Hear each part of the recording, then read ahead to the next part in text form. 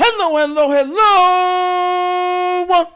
You're tuning into another episode of The Wunderkind Show. Today's first topic. Shout out to Coach. I found more proof. Look. Guys, I want you to understand something. So far, I have specifically stated on this platform that the Ravens have been very comfortable in what they do because all of the blame usually gets blamed on our MVP quarterback. Regardless if there's a lack of targets, regardless if guys get hurt, regardless if we didn't shore up the O-line, it always goes back to the feet of Lamar Jackson. And I know some of you always say, hey, the Ravens have tried so hard to give him everything he needs. But Coach from Sit the Tally Films posted something on Twitter. Now, this is a while back, but this is what I've been trying to tell y'all. I got flack for saying this. So I told y'all that 2019 is the last time Lamar Jackson had a comparable O-line. And I said the O-line played good because he's Lamar Jackson. Not because they were great, but because he's Lamar Jackson. But once again, they were exposed by the Titans. But they were never great. They were just you know what I'm saying? They were good. They were okay. And I got a lot of backlash for that. So when the 2019 year starts, see, this is what I'm trying to tell y'all. People forget what is written. People forget about everything. They forget context. I'm going to show y'all something real quick. This came out for the former 2019 season. Look at this. 2019 Baltimore Ravens analysis. The Ravens were able to win the division in 2018, but that's unlikely to happen this upcoming season. The defense has gotten worse, as has the receiving core. Meanwhile, Lamar Jackson will need to take a major leap in his sophomore campaign, given that defenses will be able to solve him with the appropriate film, given his lacking support at wideout, as well as how mediocre the offensive line is. Jackson seems likely to endure a sophomore slump. So what? Listen, let me tell you something right now. Let me tell you why this gets to me. Look at the projection.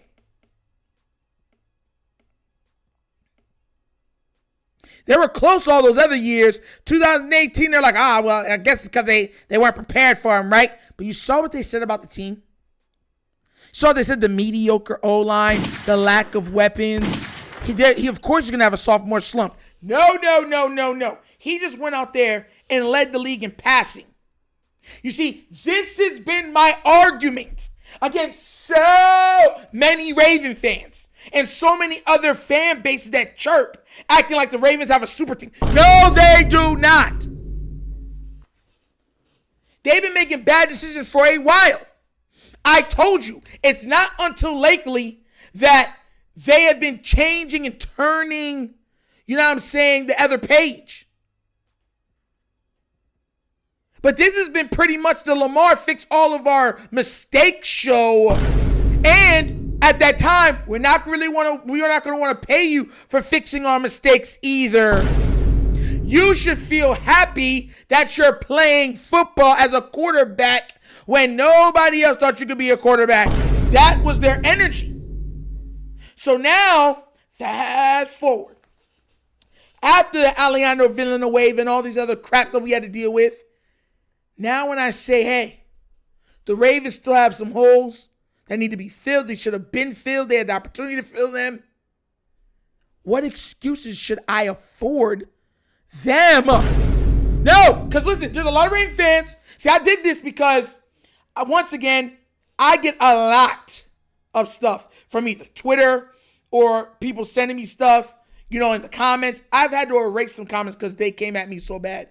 and cursing me out, stuff like that. But I wanted to make a point known. Undoubtedly so. The Ravens without Lamar Jackson would be less than mediocre. They would be, listen, 9 games, you wish. This has been my point of emphasis for the longest time. This is why I don't want to hear excuses about the Ravens. This is why I don't want to hear, we'll roll the dice again. You've been rolling the dice since you've drafted this man. There's no more excuses. The O-line in 2019 looked as good as it did because the running game was absolutely devastating. When a team rushes for well over 3,000 yards, yeah, you're going to have some problems. And when the quarterback is legit low 4.3, high 4.2 speed guy who is equally elusive as he is straight line speed fast, you're going to have problems. So the Ravens have been hanging their hats on, hey, Lamar, we know we're trying so hard. You don't know how hard it is to draft. You think it's hard making 300-pound guys miss? Just try drafting guys. I mean, I can barely breathe at times. It's nasty. It's ridiculous. So when I tell y'all, hey, guys, the Ravens got to do a better job on this O-line. There's no excuses for them not having the O-line fixed.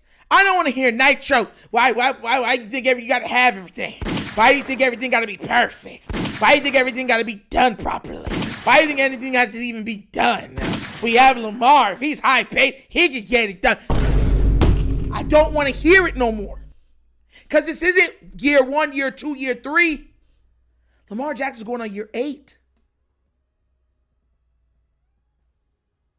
We went through multiple seasons of Greg Roman. We went through multiple seasons of absolutely no receivers. We went through multiple seasons of trash on the offensive line. And all that has been expected is that Lamar Jackson makes it work. Because if we're paying you that money, well, make it happen. And because he keeps winning, Dave said, well, we're winning and stuff like that. We're not going to win every Super Bowl. You don't win every year. So that's all you can ask for. That's why, listen, I'm happy they turned the page for the foolishness that they were doing before. Because I always give context. But this is why I'm saying they're paying for their former mistakes. They're paying for their former lack thereof.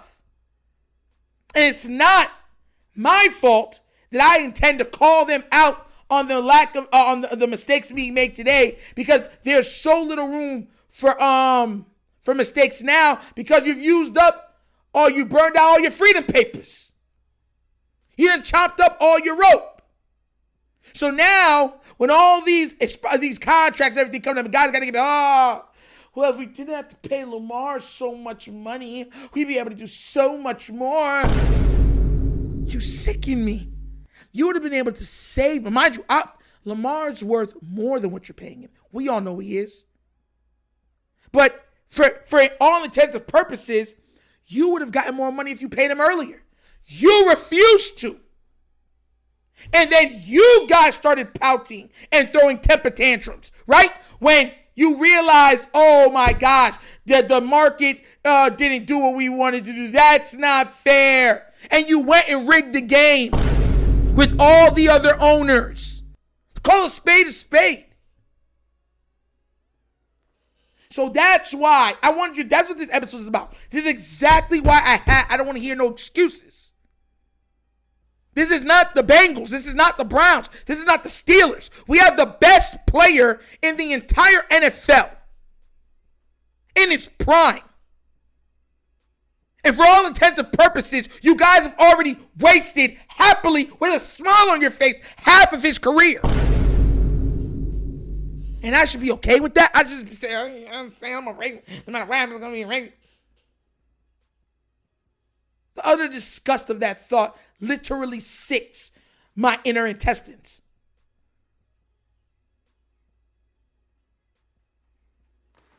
Absolutely ridiculous. And that just goes to show you, like, they've been mediocre, but it's always, hey, it's okay. It's okay. We got a mobile quarterback. It's okay. It's okay. 2019 was supposed to be a slump season. Sorry for all of you other teams that had to go through that. My quarterback's just amazing that he never had a sophomore slump. He just put on. He put on. He put on for the city. On for the city. He put on for the city. On for the city. He put on. I gotta hear people make excuses for these guys. Bro, y'all got me messed up, bro. Y'all really do. But what do you guys think? Does that prove most of the stuff that I've been saying? Or are you still lost for words when I tell you the truth regarding this team and their lack of offensive line and weapons for their extremely generational, incredible, distinct, one-of-one, MVP level, legendary man, Lamar Jackson? Let me know what you think down in the comment section, please. All right? But as always, that's episode of the Wunderkind Show. Thank you for watching. And now we get down. We have fun and we laugh. But everything we talk about, we do what? Facts and truth. Please do remember, like, subscribe to the notification bell, leave a comment in all of the comments. And guys, if you haven't already done so, check out the Wunderkind Show's morning show. Yes, right here. You'll see it Monday through Thursday, 9:30 to 10:30 a.m. mornings. We go live. We talk about all things that are hot topics and sports. And also, we touch on a little bit of nostalgia, throwback from the 70s, 80s, 90s, early 2000s. So be there, be squared. Okay, guys? Show it some love. Let's build that up right. And if you'd like to donate to this channel, help out with equipment and stuff like that, bottom of the screen, QR code. QR code's to a Cash App. Cash App located in the description of every video that we do. Name of it is money sign, The Wunderkind Show. Super easy. But that's episode of The Wunderkind Show. This is your Nacho signing off. And as always, you know my slogan. Peace. And I am out of here. Huh? Yerp. Finish him, Daddy. You're not my dad. Say one, say one, say one. You know that you make me say.